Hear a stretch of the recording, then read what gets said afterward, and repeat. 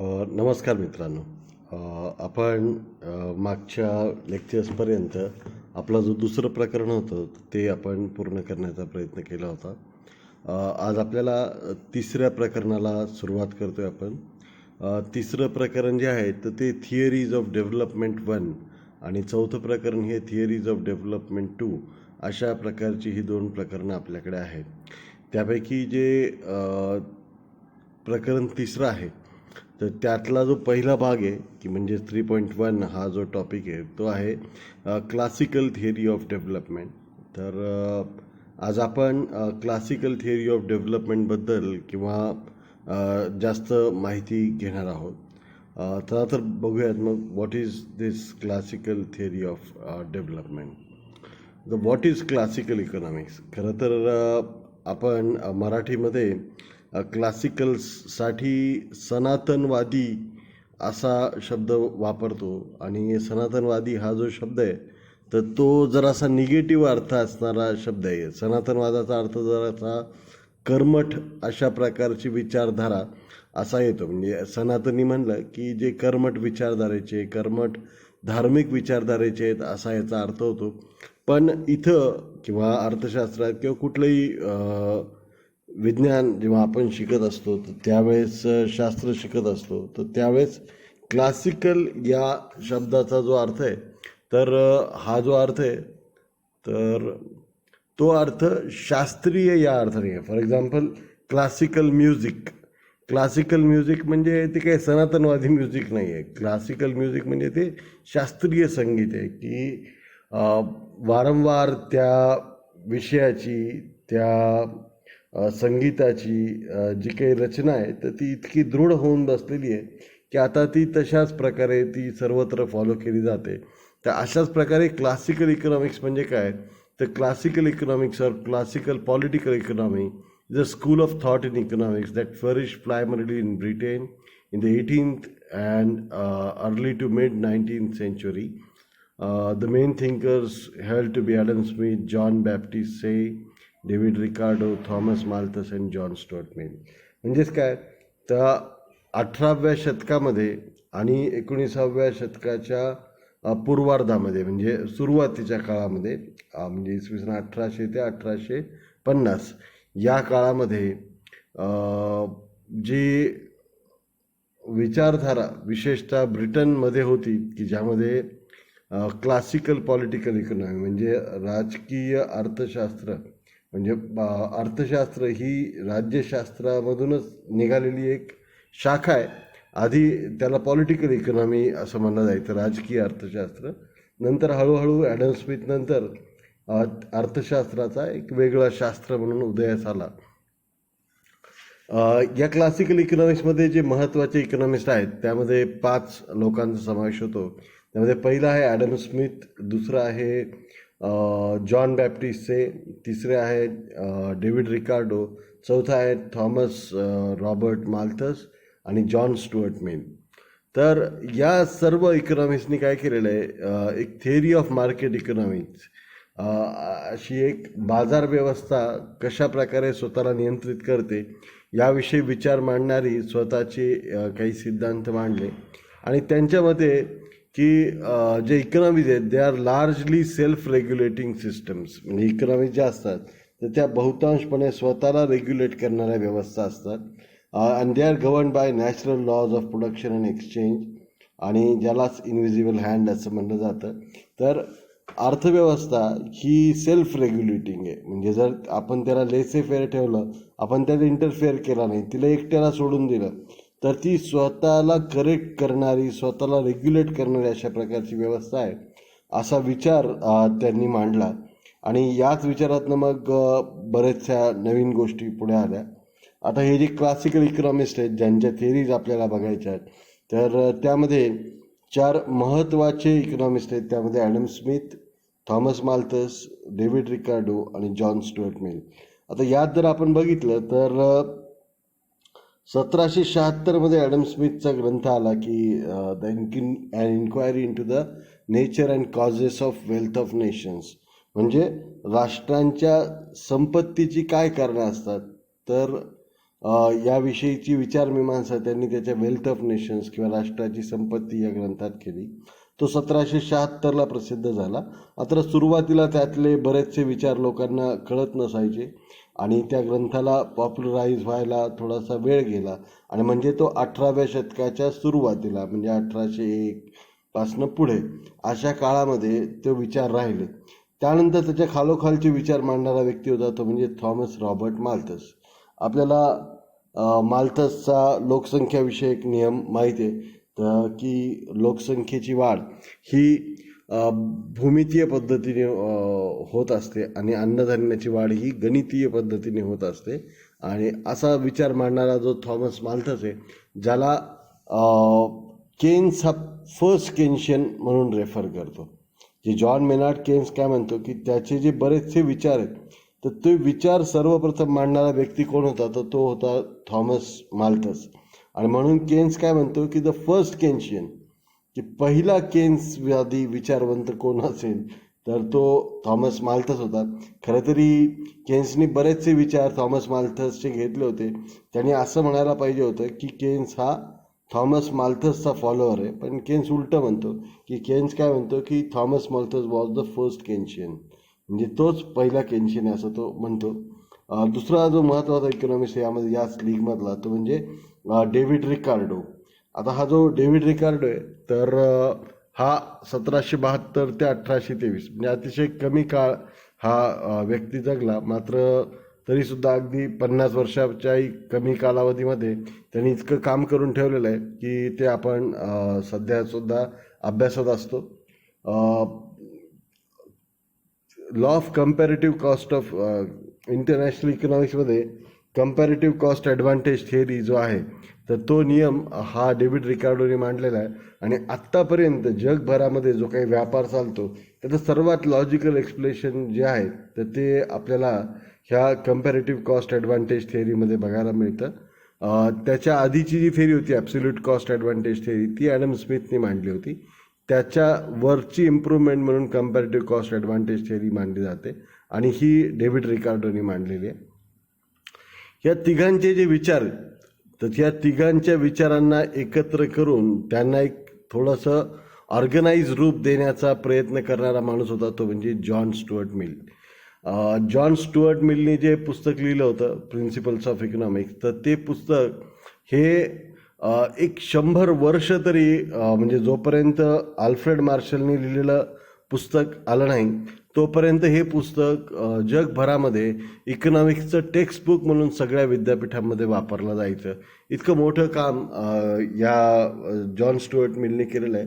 John Stuart mill आणि Thomas Malthus जे याचे वडील जॉन स्टुअर्ट मिलचे वडील आणि थॉमस माल्थस हे मित्र होते त्यामुळे यांच्यामध्ये बऱ्याचसे कौटुंबिक संबंधसुद्धा असल्याचं आपल्याला दिसून येतं. तर हे क्लासिकल इकॉनॉमिस्ट आहेत. यात जॉन बॅप्टिस्टचे किंवा अजून विल्बी असे बरेच अजून इकॉनॉमिस्ट आहेत पण महत्त्वाचे क्लासिकल इकॉनॉमिस्ट म्हणून आपण यांना मानतो. आता या क्लासिकल इकॉनॉमिस्टने असं काय केलं की त्यांना शास्त्रीय किंवा सनातनी किंवा अशा प्रकारे आपण म्हटलं जातं. तर आपण थोडंसं जाणून घेऊयात की what are the principles of classical economics. म्हणजे हे जे सनातनवादी अर्थशास्त्र आहे किंवा जे शास्त्रीय अर्थशास्त्र आहे जे सुरुवातीचं अर्थशास्त्र आहे तर हे ह्यामध्ये कोणती तत्व नक्की अंतर्भूत होती. तर the first thing is that the classical economist all of the classical economist were inspired by the French Revolution. If we speak the Adam Smith himself was quite inspired by the physiocrats. फ्रान्समध्ये काही फिजिओक्रॅट नावाचे विचारवंत होते आणि ते मुक्त अर्थव्यवस्थेचा स्वीकार करणारे जी मुक्त अर्थव्यवस्था आहे तर त्या मुक्त अर्थव्यवस्थेच्या आधारे आपल्या विचारांची मांडणी करणारे ते विचारवंत होते. त्यांचे विचार हे ॲडम स्मिथच्या वाचण्यात आले. त्या मी मागे तुम्हाला सांगितलं असेल की जसे आपल्याकडे विद्वान लोकांची भाषा म्हणून संस्कृत ओळखली जाते तसं युरोपमध्ये विद्वान लोकांची भाषा म्हणून फ्रेंच भाषेचा उल्लेख केला जातो. तर जे काही हायर सर्कल्स असतात सोसायटीमध्ये समाजामधील जे उच्चभ्रू लोक असतात ते फ्रेंच बोलण्याचा प्रयत्न करत असतात.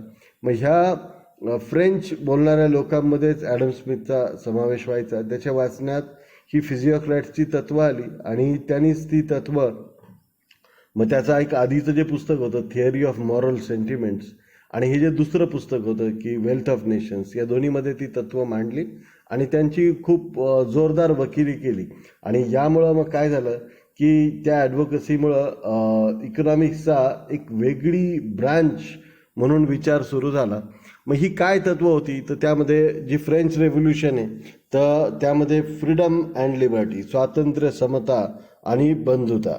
स्वातंत्र्य म्हणजे फ्रीडम, समता की इक्वॅलिटी आणि बंधुता म्हणजे फ्रॅटर्निटी. तर ह्याच्यातनंच जी दोन महत्त्वाची तत्त्व बाहेर येतात ती म्हणजे आहेत फ्रीडम आणि लिबर्टी.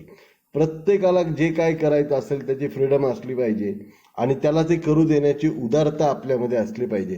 तर ह्याच्याच अंतर्भूत असणारं तत्त्व आहे ते म्हणजे फ्री मार्केट. फ्री मार्केट म्हणजे की बाजार व्यवस्था ही मुक्त असली पाहिजे, शासनाने तिच्यावर कुठल्याही प्रकारचं नियंत्रण आणता कामा नये. आणि असं केलं तर अर्थव्यवस्था, बाजार व्यवस्था काय करते, स्वतःला नियंत्रित करते. तर या संदर्भात ॲडम स्मिथने एक लॉ मांडलेला आहे, त्याला नॅचरल लॉ असं म्हणलं जातं. आणि in this law he says that every person is the best जज ऑफ हिमसेल्फ. प्रत्येक व्यक्ती हा त्याचा स्वतःचा चांगला परीक्षक असतो. तर त्याला काय जमतं, त्याला काय येतं, त्यांनी काय केलं पाहिजे ह्याचे निर्णय घेण्यासंबंधीची सर्वात उत्कृष्ट व्यवस्था त्या प्रत्येक व्यक्तीच्या मध्ये स्वतःच असते. तर त्यामुळं प्रत्येकाने जर स्वतःचा स्वार्थ साधण्याचा प्रयत्न केला, प्रत्येकाने स्वतःचं भलं करण्याचा प्रयत्न केला तर आपोआप समाजाचं भलं होईल. फक्त स्वतःचं भलं करत असताना इतराचं वाईट होणार नाही याच्याकडे त्यांनी लक्ष दिलं पाहिजे असंही स्मिथ म्हणतो. तर त्यामुळं हा जो नॅचरल लॉ आहे की प्रत्येकाला मोकळं सोडून द्या, तो जे करेल त्याला ते करू द्या आणि त्यामुळं मग काय होईल, सर्व समाजाचं भलं होईल असं स्मिथचं म्हणणं आहे. याच नॅचरल लॉमधनं एक जे तत्त्व बाहेर आलं आहे ते लेसे फेअर म्हणून तत्त्व आहे. आपण अनेकदा हा शब्द वापरतो. लेसे फेअर म्हणजे काय, लीव्ह मी अलोन किंवा मला एकटं सोडा किंवा डोंट इंटरफिअर किंवा नो इंटरफिअरन्स. की आमच्या व्यवस्थेमध्ये, बाजार व्यवस्थेमध्ये we need no interference, let us alone, let us be alone. आम्ही बाजार व्यवस्था काय करेल, स्वतःला रेग्युलेट करेल. त्यामुळे शासनाने किमती वाढल्या काय, पडल्या काय, काही गोष्टींचा तुटवडा निर्माण झाला किंवा सरप्लस निर्माण झाला तर शासनाने त्यामध्ये मध्ये पडता कामा नये. तर आपोआप काय झालं पाहिजे की शासनाच्या इंटरफेरन्सच्या विना ही व्यवस्था स्वतःला चालू शकते असं स्मिथला म्हणायचं होतं. याच्यातनंच काय होतं की मग ही व्यवस्था स्वतःला रेग्युलेट कशी करते, तर ती व्यवस्था रेग्युलेट करण्यासाठी इनव्हिजिबल हँड आहे. इनव्हिजिबल हँड म्हणजे अदृश्य हातांची संकल्पना ही ॲडम स्मिथचीच आणखीन एक संकल्पना. आणि ही संकल्पनेतनं ॲडम स्मिथ काय म्हणतो की बाजार व्यवस्थेला दोन हात आहेत, एक आहे मागणी, दुसरा आहे पुरवठा.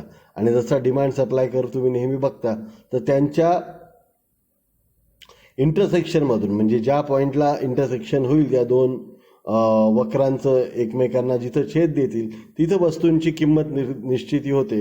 जर पुरवठा जास्त असेल तर किमती कमी होतील, मागणी जास्त असेल आणि पुरवठा कमी असेल तर किमती वाढतील. किमती वाढल्या की आणखीन लोक त्याला पुरवठा करण्यासाठी पुढे येतील, कारण की किमती वाढल्या की नफा वाढतो, नफा वाढला की आणखीन गुंतवणूकदार येतात, गुंतवणूकदार आले की पुरवठा वाढतो, पुरवठा वाढला की वस्तूंच्या किमती कमी होतात. याच्याच उलटं चक्र असतं की पुरवठा जर कमी जास्त झाला तर त्यानुसार बाजार काय करतो, स्वतःला रेग्युलेट करत असतो. आणि त्यामुळं मग शासनाने काय केलं पाहिजे की कुठलाही इंटरफेरन्स करू नये असं तो म्हणतो. त्यानंतर division of labour. Division of labour आता आपण पुढच्याही स्लाईडमध्ये ते बघणार आहे की ॲडम स्मिथ जो आहे तर तो डिव्हिजन ऑफ लेबरचा फार मोठा पुरस्कर्ता होता.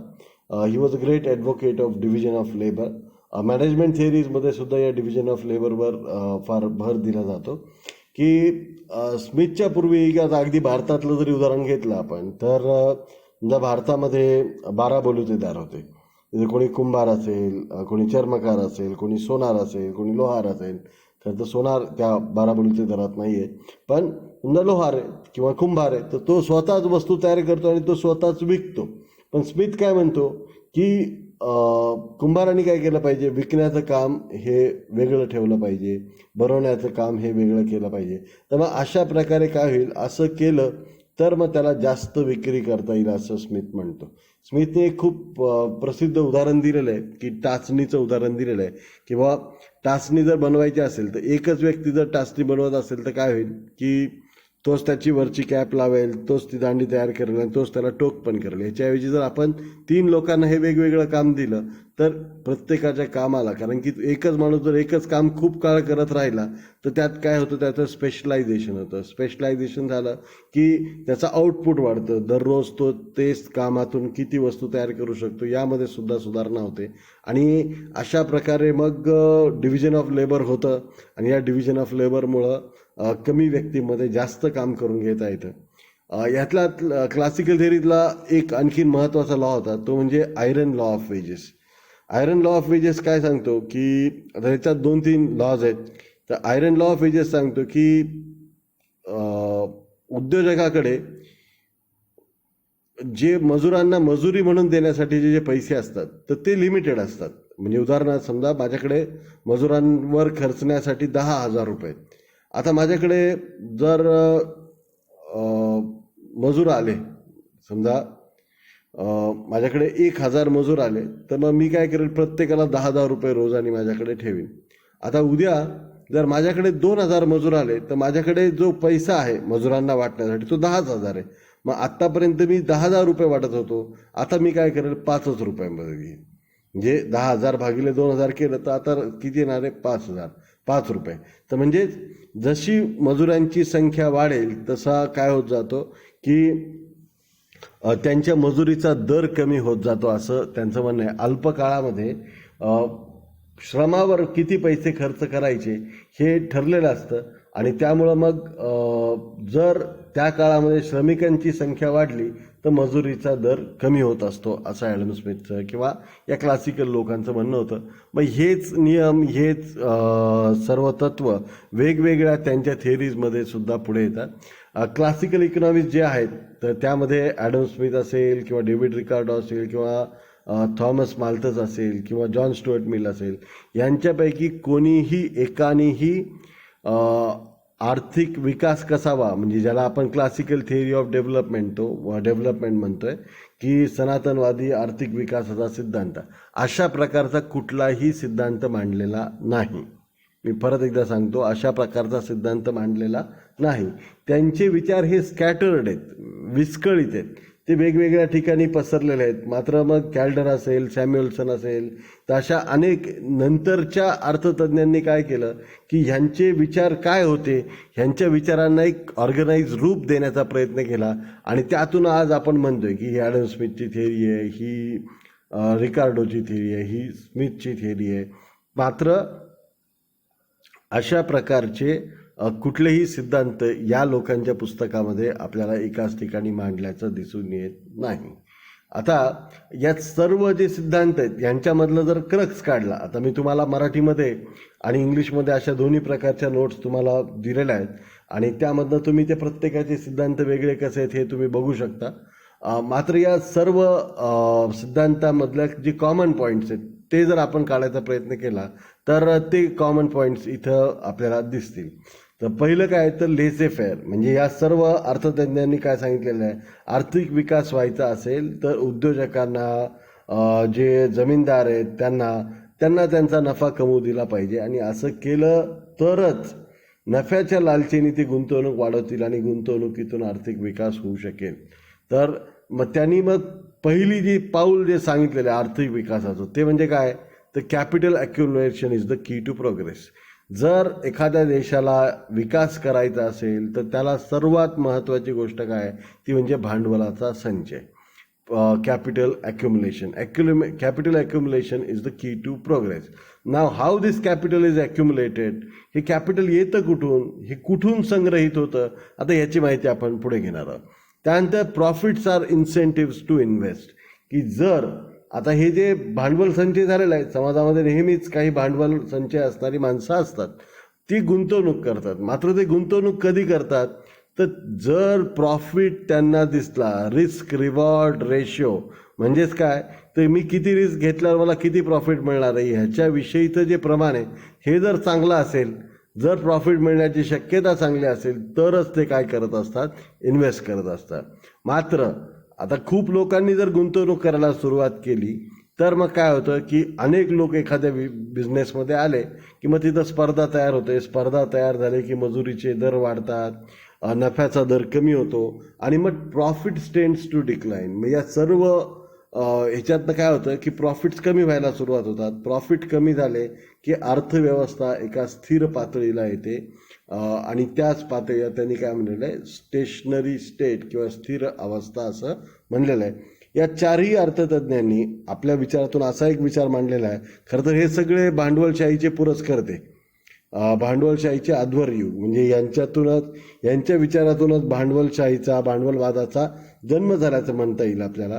मात्र या सगळ्यांनी भांडवलशाहीच्या शेवटाचं प्रेडिक्शन केलेलं आहे आणि खरं तरी त्यांच्या प्रेडिक्शनच्या विपरीत आत्तापर्यंत भांडवलशाहीचा शेवट काही जवळ आपल्याला आल्याचं दिसत नाही. उलट साम्यवाद असेल किंवा समाजवाद असेल यांच्यापेक्षा भांडवलशाहीनी खूप मोठी तग धरलेली आहे आणि ती कशी ते आपल्याला पुढे बघायचं आहे. आता मी यामध्ये काय केलेलं आहे, ॲडम स्मिथची जी थिअरी आहे, खरं तर त्याच थिअरीला आधार घेऊन बाकीच्या सर्वांनी आपले विचार मांडलेले आहेत.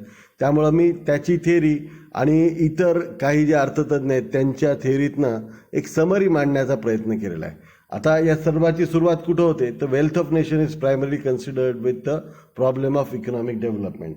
एखाद्या देशाचा आर्थिक विकास कसा व्हावा, त्याची राष्ट्रीय संपत्ती कशी वाढवावी, तर ह्याचाच प्रामुख्यानं विचार वेल्थ ऑफ नेशन्स या ग्रंथामध्ये मांडलेला आहे.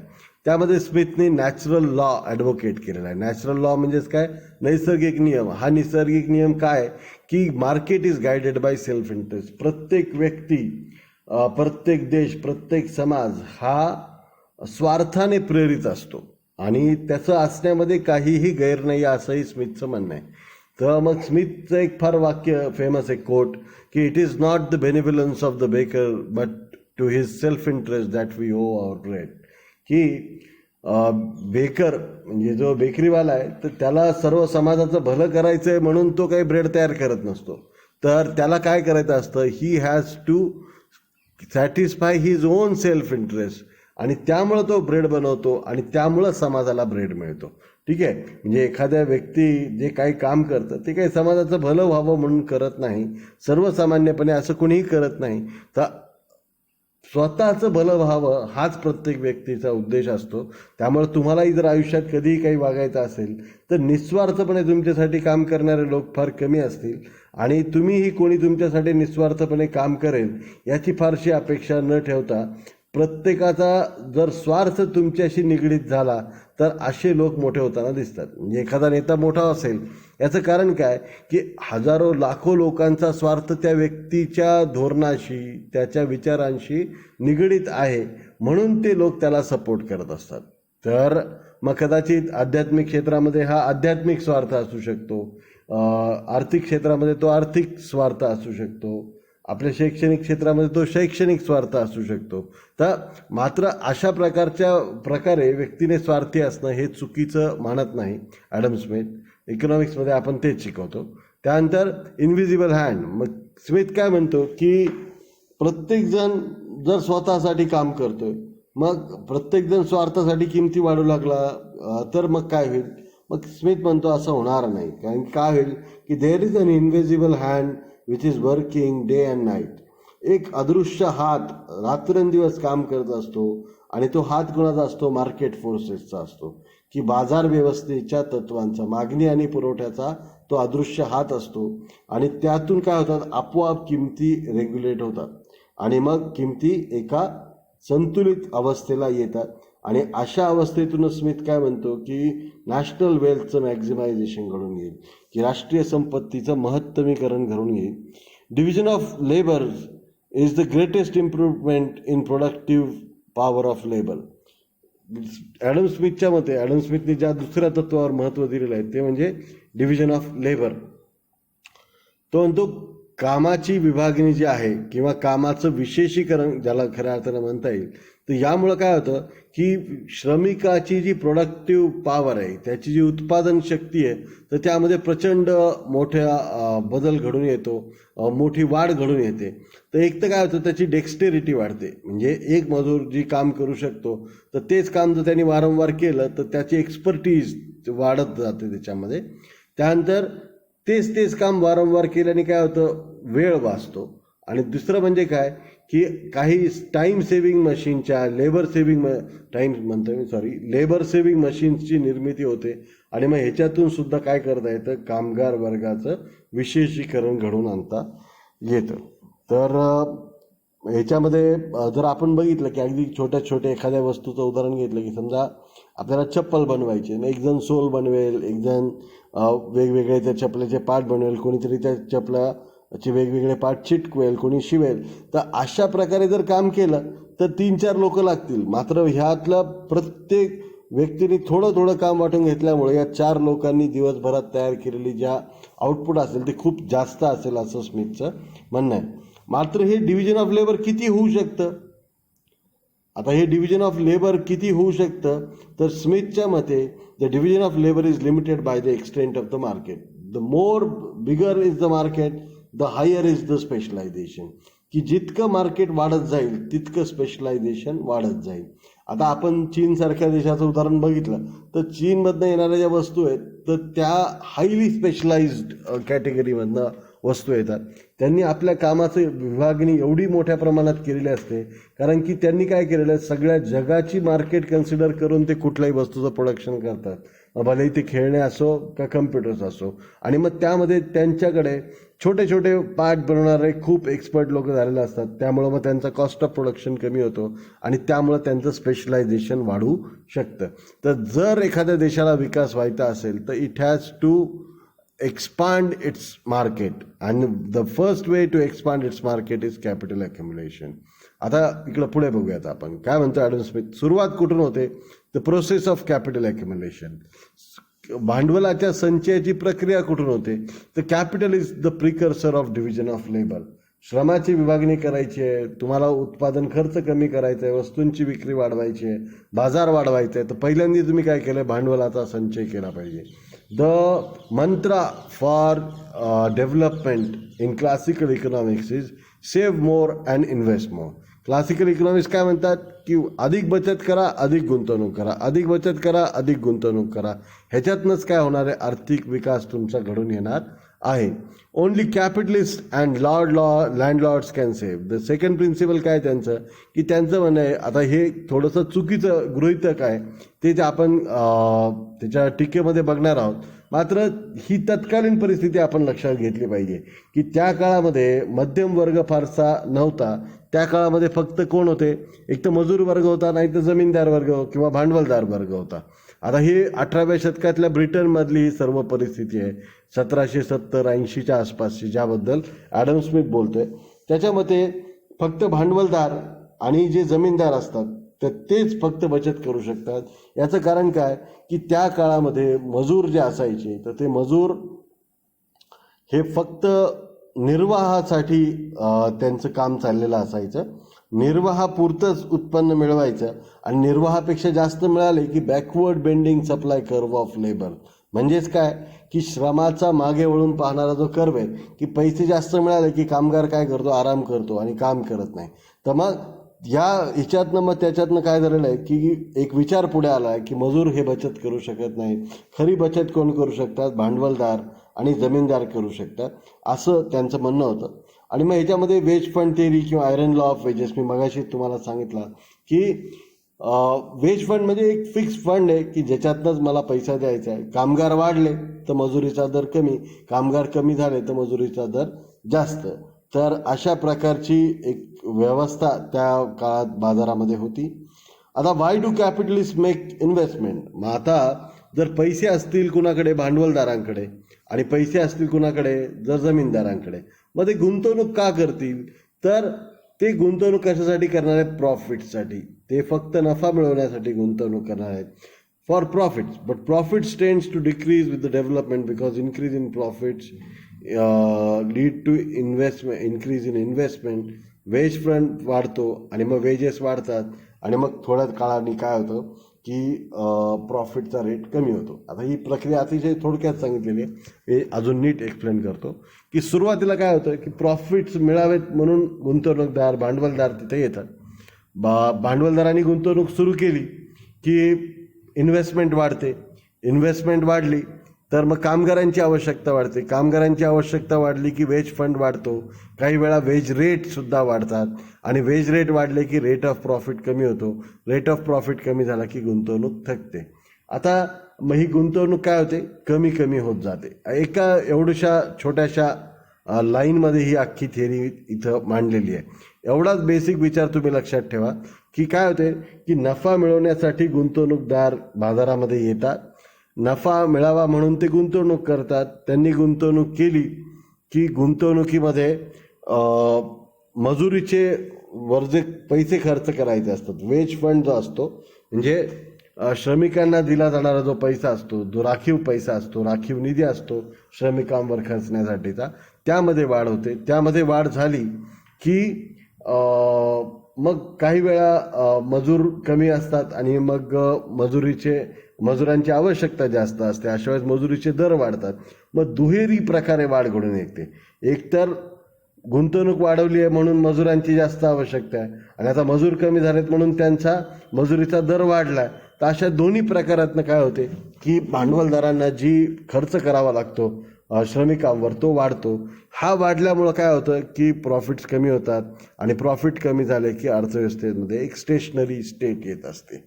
स्टेशनरी स्टेट म्हणजे स्थितीशील स्थिती येते की जिथं फार सिग्निफिकंट नफा मिळणं बंद होऊन जातं. एक सर्वसामान्य नफा मिळतो, मोठ्या गुंतवणुकी पुढे येत नाही आणि अर्थव्यवस्था एका स्थितप्रज्ञ अवस्थेला येते. आता ह्याच्यामध्येच पुढे बघू. आता मग ह्याच्यात रेट ऑफ इंटरेस्ट किंवा रेंटचा विचार केला आहे का, तर सुरुवातीला खरं तरी या लोकांनी सिस्टमॅटिकली विचार केलेला नाही आहे. इकडं तिकडं त्याच्यातले जे तुकडे सापडलेले आहेत तेच त्यांच्या नंतरच्या अर्थतज्ज्ञांनी एकत्र मांडून हे गोळा केलेलं आहे. आता स्मिथने जो विचार मांडलेला आहे, ॲडम स्मिथने रेट ऑफ इंटरेस्टबद्दल काय प्रेडिक्शन केलं असेल.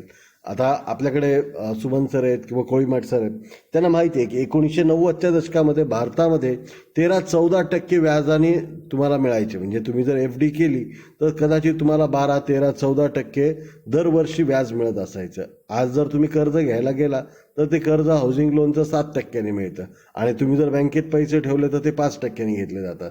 म्हणजेच काय की आर्थिक विकास झाला की रेट ऑफ इंटरेस्ट फॉल करतो. ह्या जे तत्व आहे तर हे ॲडम स्मिथ ते खूप आधी सांगितलेलं आहे.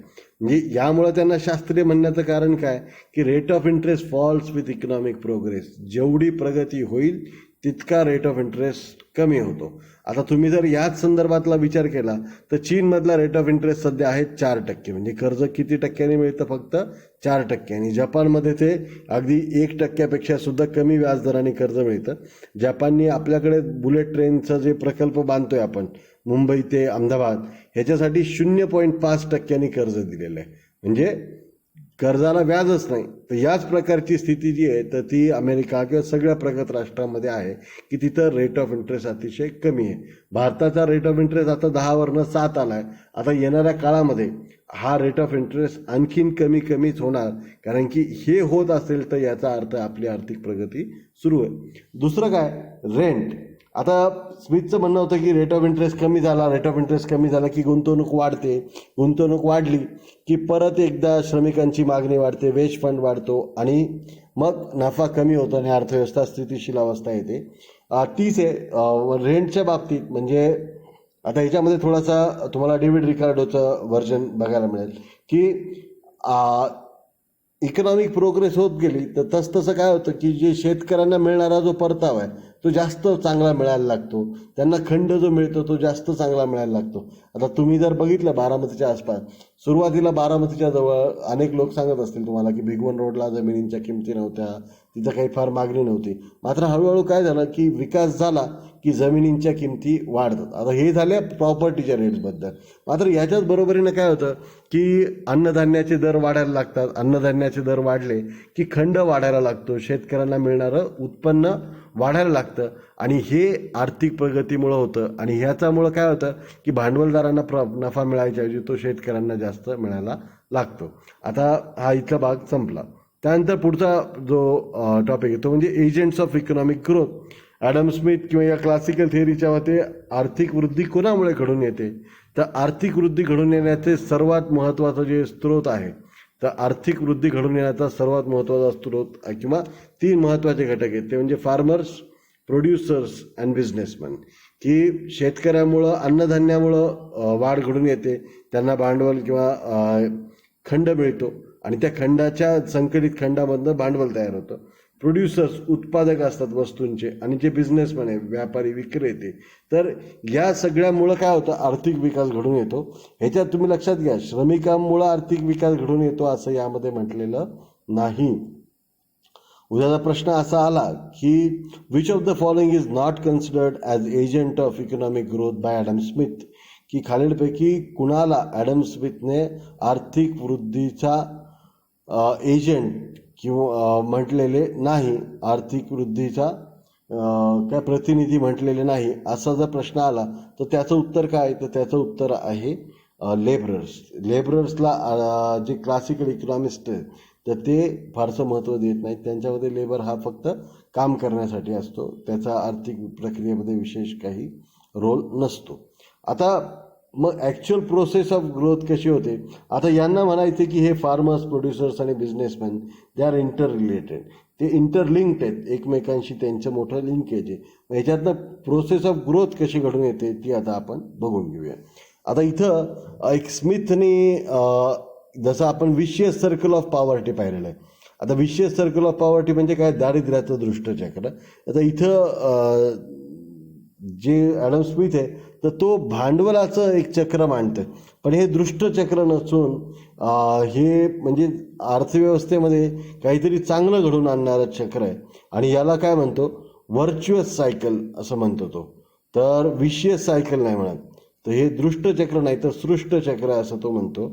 आणि हे सृष्टचक्र काय असतं की कॅपिटल ॲक्युम्युलेशन वाढला की कॅपिटल लेबर रेशो वाढतो, म्हणजे प्रत्येक मजुराच्या मागे लावलेलं भांडवल हे वाढत जातं आणि मग भांडवल वाढवलं की मजुराची उत्पादकता वाढते. म्हणजे जर आपण एक मजुराला बैल दिले आणि त्याला म्हणलं चल शेत नांगरून दाखव, मग कदाचित तो 1-2 एकर नांगरून दाखवू शकतो.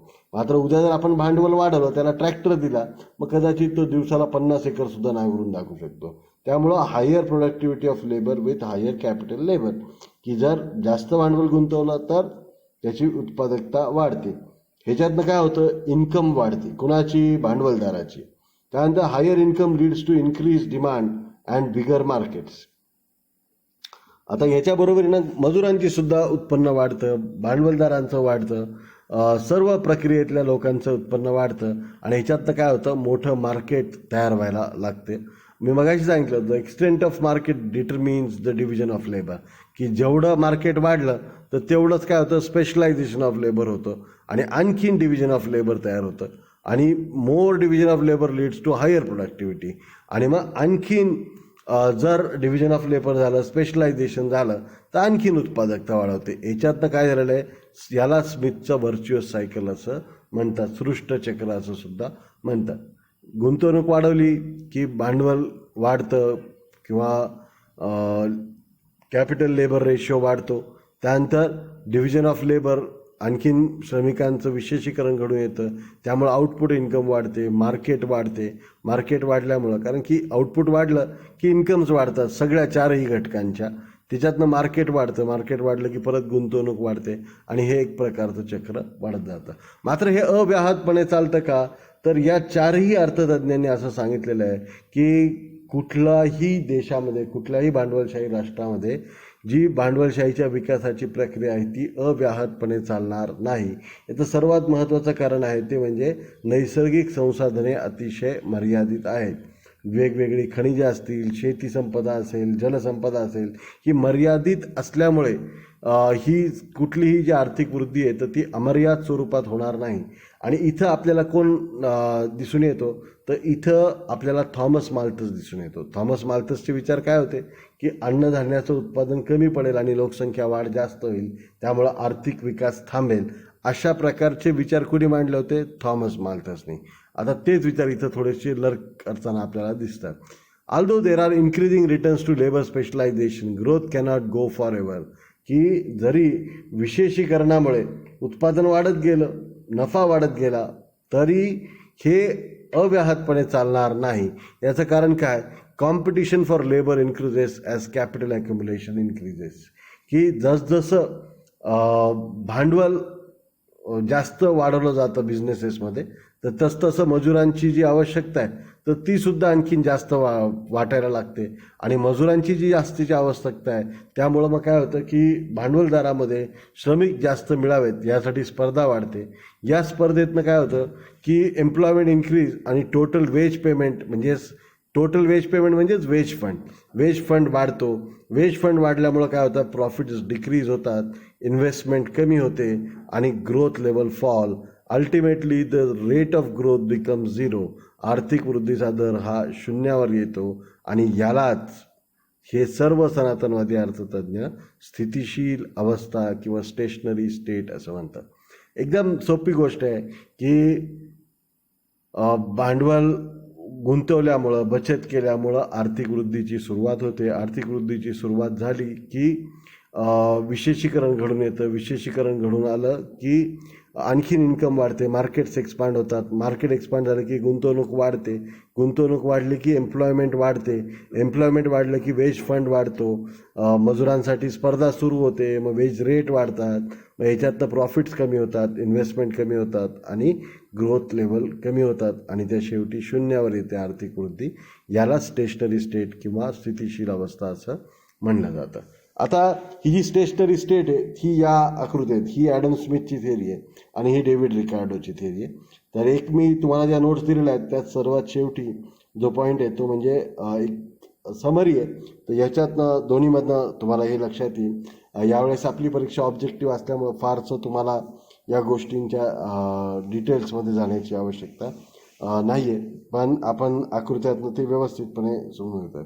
रेट ऑफ कॅपिटल ॲक्युम्युलेशन, या बाजूला काय दाखवलेलं आहे, rate of capital accumulation over time period. OX ॲक्सिसवर टी म्हणजे टाईम दाखवलेला आहे आणि OG ॲक्सिस जो आहे तर ह्याच्यामध्ये growth rate of capital accumulation किंवा भांडवल संकलनाचा जो दर आहे तो सुरुवातीला दाखवलेला आहे. सुरुवातीला भांडवल संचय कमी असतो, हळूहळू तो वाढायला लागतो आणि मग नंतरच्या काळामध्ये हा भांडवल वृद्धीचा जो दर आहे, कारण की भांडवल कशातून मिळतं तर नफ्यातून मिळतं. नफा जसजसा प्रगती होत जाते अर्थव्यवस्थेची तसतसा नफा कमी होतो आणि नफा कमी झाल्यामुळे भांडवल वृद्धीचा दर वाढतो. भांडवल वृद्धीचा दर कमी झाला सुरुवातीला वाढतो, नंतर तो स्थिर होतो. भांडवल वृद्धीचा दर स्थिर झाला की मग जी इन्व्हेस्टमेंट असते तर ती इन्व्हेस्टमेंट कमी होते. इन्व्हेस्टमेंट कमी झाली की एम्प्लॉयमेंट कमी होते. एम्प्लॉयमेंट कमी झालं की आर्थिक वृद्धी शून्यावर येते आणि अर्थव्यवस्थेमध्ये कुठल्याही प्रकारची वृद्धी न घडून आल्यामुळे अर्थव्यवस्था एका स्थितिशील अवस्थेला पोचते असं ॲडम स्मिथ म्हणतो. आता डेव्हिड रिकार्डोच्या थिअरीत काय सांगितलेलं आहे, OX ॲक्सिसवर पॉप्युलेशन दाखवलेली आहे. ON म्हणजे काय, पॉप्युलेशन आहे आणि टोटल प्रोडक्ट्स मायनस रेंट. आता तुम्हाला माहिती आहे जो डेव्हिड रिकार्डो आहे तर तो जास्त करून त्याच्या खंडाच्या सिद्धांतासाठी प्रसिद्ध आहे आणि त्याच्या मते जसजसं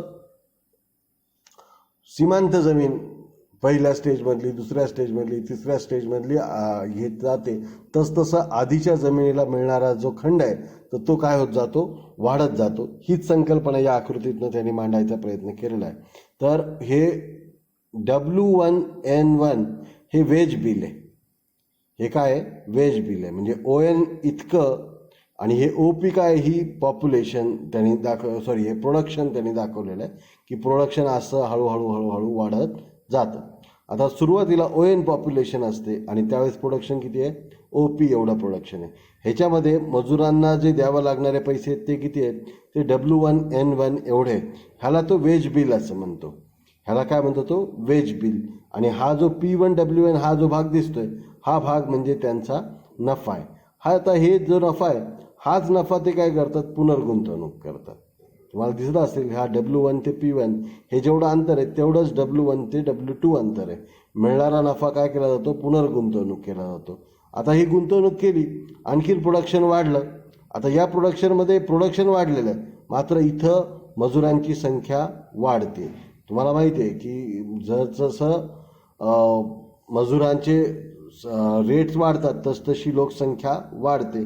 कारण की मजूर काय करतात, मग त्यावेळेस 10 तासाच्या ऐवजी 8 तास काम करतात.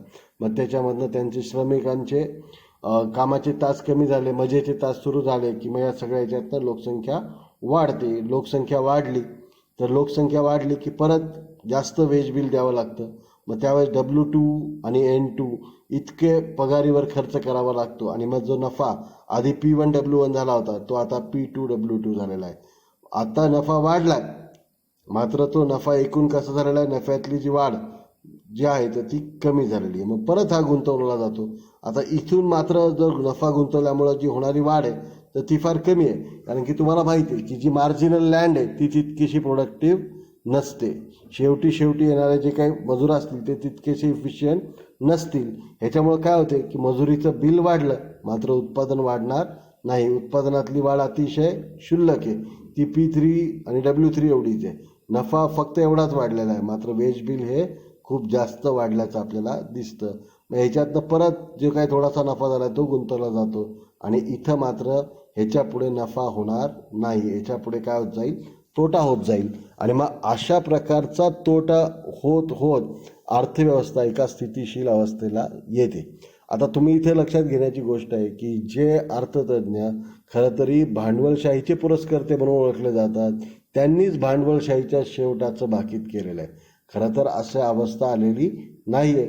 मजुरांची उत्पादकता वाढल्यामुळे काय झालेलं आहे की हा प्रोडक्शन कर्व जो आहे तर तो OP असा न राहता OP- असा अजून एक नवीन कर्व तयार झाला. त्याच प्रत्येक मजुरामुळे काय झालेलं आहे की नफा वाढलेला आहे. मजुरांची संख्या वाढली तरी देखील नफा कमी झालेला नाही आहे. प्रोडक्शन पॉसिबिलिटी कर्व, उत्पादन शक्यता वक्र हा शिफ्ट होतो हायर काळामध्ये वास्तवामध्ये. मात्र यांची जी थेरी आहेत, क्लासिकल ज्या थेरी आहेत, तर त्या थेरीमध्ये मात्र आपल्याला हे स्थितीशील अवस्था बघायला मिळते. आता या क्लासिकल थेरीमधल्या तत्वावर क्रिटिसिझम केलं जातं अनेक अंगांनी. पहिलं एक तर ह्याच्यामध्ये काय लेसे फेअर असं म्हटलेलं आहे की लिव्ह अस अलोन. उत्पादक काय म्हणतात, बिझनेसमॅन काय म्हणतात, आमच्यामध्ये तुम्ही हस्तक्षेप करू नका बाजार व्यवस्थेमध्ये.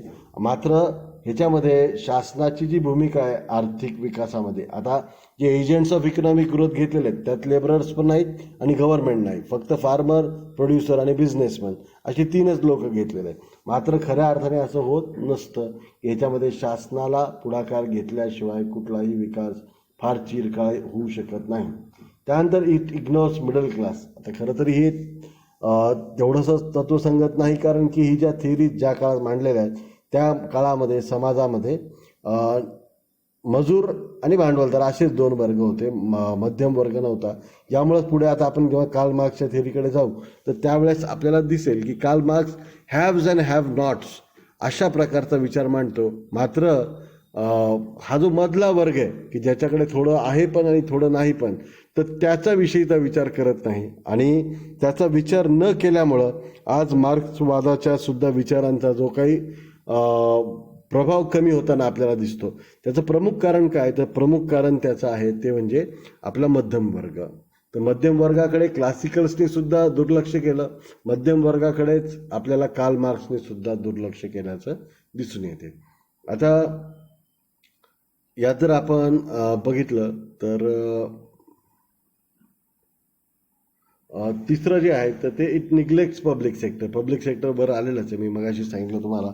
तर पब्लिक सेक्टर काय करतं तर सार्वजनिक क्षेत्राकडे त्यांनी दुर्लक्ष केलेलं आहे. Less importance is given to technology, की जे तंत्रज्ञानाच्या विकासाला महत्त्व दिलेलं नाही आहे. तंत्रज्ञानाच्या विकासामुळं तोच मजूर आणखीन जास्त नफा कमवू शकतो, कमी मजुरामध्ये जास्त नफा होऊ शकतो, भांडवलदाराचा खर्च कमी होऊ शकतो आणि कितीही उत्पादन वाढलं तरी नफा कमी होणार नाही अशी शाश्वती देता येते.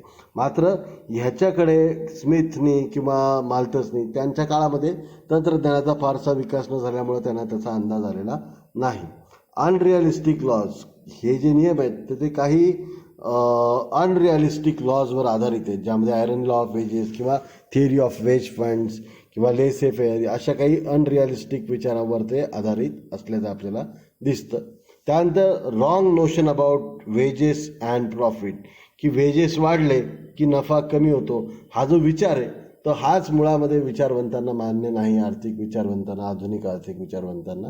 कारण आपणही बघतो की कंपन्या काय करतात, जास्त काम करणाऱ्या मजुरांना जास्त वेतन देतात, बोनस देतात. त्यामुळं मजुरांची पगार वाढले की नफा कमी होतो, हे जे मुळातलं गृहीतक आहे तर ते अतिशय चुकीचं आहे असं आपल्याला याच्यामध्ये म्हणता येते. अनरिअलिस्टिक ग्रोथ प्रोसेस म्हणजेच काय, की आपण जर बघितलं की भांडवल वाढलं की गुंतवणूक वाढते, गुंतवणूक वाढली की मजुरांचा दर म्हणजे वेज फंड वाढतो, वेज फंड वाढला की नफा कमी होतो. ही अशा प्रकारचे जे प्रोसेस त्यांनी अज्युम केलेली आहे तर ती चुकीची आहे. स्टेशनरी स्टेटची जी शेवटची संकल्पना आलेली आहे की अर्थव्यवस्थेमध्ये एक स्थितीशील अवस्था येते, तर अशा प्रकारची स्थितीशील अवस्था कुठल्याही भांडवलशाही अर्थव्यवस्थामध्ये फार दीर्घ काळासाठी राहिल्याचं आपल्याला उदाहरण दिसून येत नाही. आणि रिजिड डिव्हिजन ऑफ सोसायटी, की सोसायटीला त्यांनी काय डिवाईड केलेलं आहे की फार्मर्स, प्रोड्युसर्स, बिझनेसमॅन. तर अशा प्रकारे सोसायटी डिवाईड होत नाही. अनेकदा फार्मर्समधनंच कोणीतरी पुढे येतो, तो बिझनेसमॅन बनतो किंवा मिडल क्लाससुद्धा आहे. या सर्वांकडे दुर्लक्ष झाल्यामुळं ही जी थेअरी आहे त्याच्यावर काय केलं जातं, क्रिटिसिझम केलं जातं. मात्र आपल्याला माहिती आहे कुठल्याही थेअरीवर क्रिटिसिझम केलेलं असलं तरी त्या थेअरीमधनं काही बेसिक लॉज बाहेर आलेले असतात, एक बेसिक विचार बाहेर आलेला असतो. या विचारातून सुद्धा जर तुम्ही पाहिलं तर रेट ऑफ इंटरेस्ट हे आर्थिक वृद्धीसोबत कमी होत राहतात. हे जे साधं तत्व ॲडम स्मिथने सांगितलेलं आहे ते आजसुद्धा किती शाश्वतपणे आपलं काम करताना दिसतं. ह्याच्यातनं या थेअरी ज्या आहेत त्यांना शाश्वत किंवा क्लासिकल्स का म्हटलं जायचं किंवा त्यांचं महत्त्व काय आहे त्यांच्या अभ्यासाचं हे सुद्धा आपल्याला लक्षात येतं. दुसरं म्हणजे या सर्वातनं तर या चारही विचारवंतातनं खऱ्या अर्थानं ज्यांनी सरकारची भूमिका ओळखली आणि संतुलित आर्थिक विकासाची गरजेचा विचार मांडला तो म्हणजे थॉमस माल्थस, की ज्याला केन्ससुद्धा भरपूर मान देतो आणि त्याला तो पहिला केन्शियन असं म्हणतो. तर त्या विचाराची सुरुवातसुद्धा ह्याच्यातनंच झाल्याचे आपल्याला दिसते. जसजशी आर्थिक वृद्धी होते तसा खंड वाढतो आणि खंड वाढल्यामुळं काय होत जातो की वस्तूंच्या किमती वाढतात. तर ह्या गोष्टी ज्या डेव्हिड रिकार्डोनी मांडलेल्या आहेत तर त्यासुद्धा अतिशय खऱ्याच अशा प्रकारच्या आहेत. तर स्थितीशील अवस्था येते का, तर काही काळ जसं आपल्याकडे मंदीची अवस्था येते तर त्या प्रकारची अवस्था येते. त्या सर्वांच्या अभ्यासाची सुरुवात कदाचित यांच्या विचारातून झाली होती. त्या विचारात काही त्रुटी असतीलही तरी एक दोन त्रुटी असल्या किंवा काही महत्त्वाच्या त्रुटी असल्या तरी त्यातनं जे काही महत्त्वाचे निष्कर्ष बाहेर पडतात त्यांना डोळेझाक करणं आपल्याला आजही शक्य नाही. त्यामुळंच आपण या सिद्धांतांचा अभ्यास करत असतो. अशाच प्रकारचा जो पुढचा सिद्धांत आहे की जो फार मोठ्या विचारवंतांनी मांडलेला आहे तो म्हणजे कार्ल मार्क्सनी. तर त्याच्याविषयीची माहिती आपल्याला पुढच्या लेक्चरमध्ये बघायची आहे. तर तोपर्यंत आपण थांबूयात. कार्ल मार्क्सचा सिद्धांत आपण कदाचित उद्या आपलं लेक्चर परत एकदा अपलोड होईल अशी आशा करूयात. थांबूयात आपण इथे. धन्यवाद. थँक्यू.